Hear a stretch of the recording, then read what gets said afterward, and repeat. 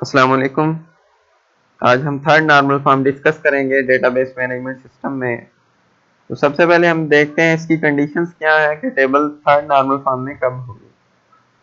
तो last video में हमने सेकंड नॉर्मल फॉर्म पढ़ा था, जिसको हमने डिस्कस किया था, और उसके बाद हमने एक टेबल को जो सेकंड नॉर्मल फॉर्म में नहीं थी उसको हमने कन्वर्ट किया था सेकंड नॉर्मल फॉर्म में।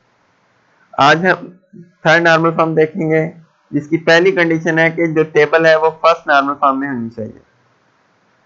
ठीक है। दूसरी कंडीशन है कि उस टेबल के अंदर ट्रांजिटिव डिपेंडेंसी नहीं होनी चाहिए। किसी भी एक एट्रीब्यूट की किसी नॉन की एट्रीब्यूट पर ट्रांजिटिव डिपेंडेंसी नहीं होनी चाहिए, या सिंपल हम कह सकते हैं कि उस टेबल के अंदर ट्रांजिटिव डिपेंडेंसी नहीं होनी चाहिए। पहली चीज तो वो table first second normal form में हो, दूसरी चीज उसके अंदर ट्रांजिटिव डिपेंडेंसी नहीं होनी चाहिए, फिर हम उस टेबल को कहेंगे ये टेबल थर्ड नॉर्मल फॉर्म में है। अगर इन दोनों में से एक भी कंडीशन ट्रू ना हुई, मतलब एक कंडीशन फॉल्स हो गई, तो वो टेबल हमारी थर्ड नॉर्मल फॉर्म में नहीं होगी। यानी ये दोनों कंडीशंस ट्रू होनी चाहिए, अदरवाइज हमारी टेबल थर्ड नॉर्मल फॉर्म में नहीं होगी। तो थर्ड नॉर्मल फॉर्म में हम कहते हैं कि ट्रांजिटिव डिपेंडेंसी नहीं होनी चाहिए। तो सबसे पहले हम ट्रांजिटिव डिपेंडेंसी को ऐसे समझते हैं कि ट्रांजिटिव डिपेंडेंसी क्या है। अब सपोज करें कि हमारी टेबल के अंदर 3 एट्रीब्यूट है, ए, बी और सी। बी एट्रीब्यूट डिपेंड कर रहा है ए एट्रीब्यूट पे, यानी बी एट्रीब्यूट किस पे डिपेंड कर रहा है? ए एट्रीब्यूट पे। और बी एट्रीब्यूट पे डिपेंड कर रहा है सी एट्रीब्यूट।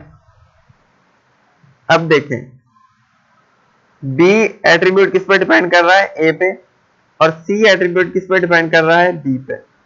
हम ट्रांजिटिव डिपेंडेंसी इसको कहते हैं कि ये जो सी है ये ट्रांजिटिवली डिपेंड कर रहा है ए पे, यानी ये डायरेक्ट ए पे डिपेंड नहीं कर रहा, ये इनडायरेक्ट डिपेंड कर रहा है ए पे।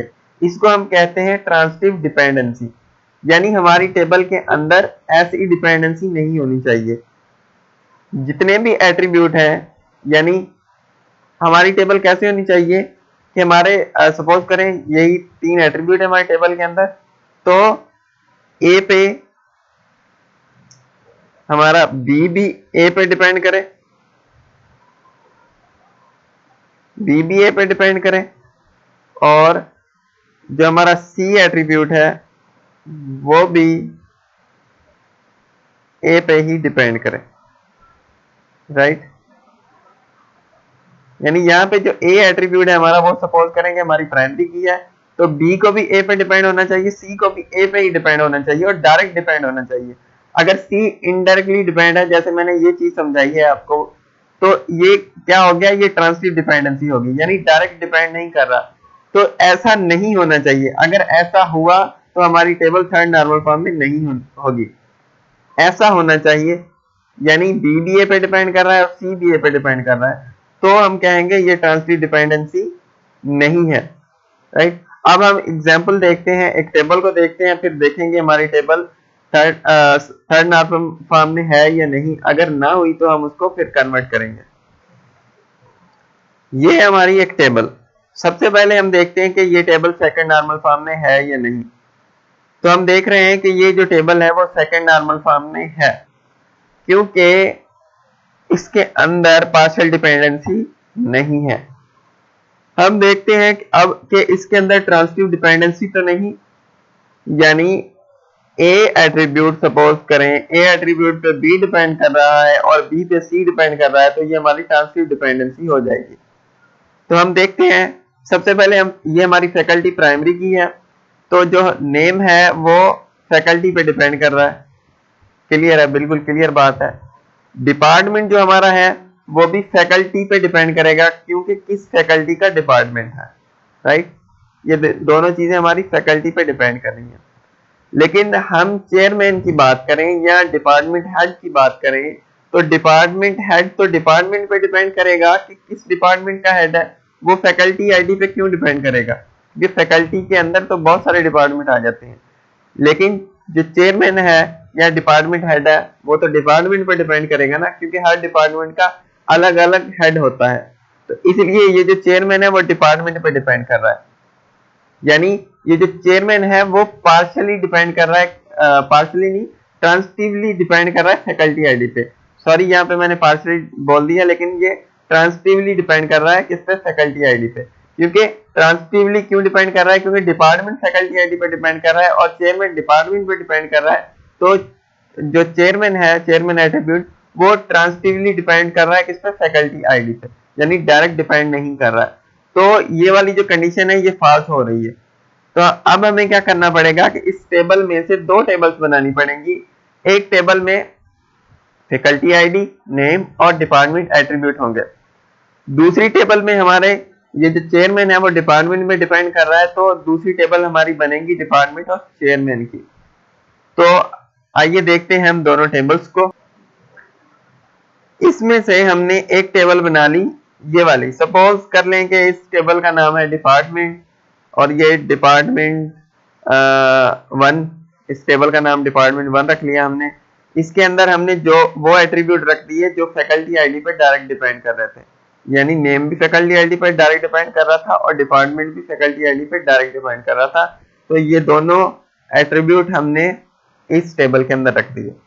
अब एक टेबल हमारी दूसरी बनेगी जो चेयरमैन और डिपार्टमेंट की बनेगी, क्योंकि जो चेयरमैन है वो डिपार्टमेंट पे डिपेंड कर रहा है। इस वजह से हमारी एक और टेबल बनेगी जो कुछ इस तरह की होगी। ये बन गई हमारी सेकंड टेबल, जिसका हमने नाम सपोज करें रख लिया डिपार्टमेंट 2। अब इसके अंदर जो चेयरमैन था या डिपार्टमेंट हेड था वो डिपेंड कर रहा था डिपार्टमेंट पे, तो इसलिए हमने ये एक सेकंड टेबल बना दी। अब आप इसके अंदर देखें, इसके अंदर भी कोई ट्रांसिटिव डिपेंडेंसी नहीं है, यानी ये टेबल थर्ड नॉर्मल फॉर्म में है और इसके अंदर पार्शियल डिपेंडेंसी भी नहीं है, यानी दोनों कंडीशन, ये वाली कंडीशन और ये वाली कंडीशन दोनों ही ट्रू है। तो ये हमारी टेबल थर्ड नॉर्मल फॉर्म में है। इस टेबल को देखें तो इसके अंदर भी पार्शियल डिपेंडेंसी नहीं है और उसके अलावा ट्रांसिटिव डिपेंडेंसी भी नहीं है, इसलिए ये वाली टेबल हमारी भी थर्ड नॉर्मल फॉर्म के अंदर है। तो इस तरह हम थर्ड नॉर्मल फॉर्म को बनाते हैं, या अगर टेबल कोई थर्ड नॉर्मल फॉर्म में नहीं है तो हम इन टेबल को इस तरह कन्वर्ट करते हैं थर्ड नॉर्मल फॉर्म में। एग्जिस्टिंग टेबल को हम पार्ट्स में डिवाइड कर देते हैं, जो एट्रीब्यूट जिसके साथ मैच कर रहे होते हैं वो एट्रीब्यूट हम उस टेबल में रख देते हैं। सो होपफुली मुझे उम्मीद है कि आपको ये वीडियो समझ में आया होगा और आपका कॉन्सेप्ट भी क्लियर हो गया होगा।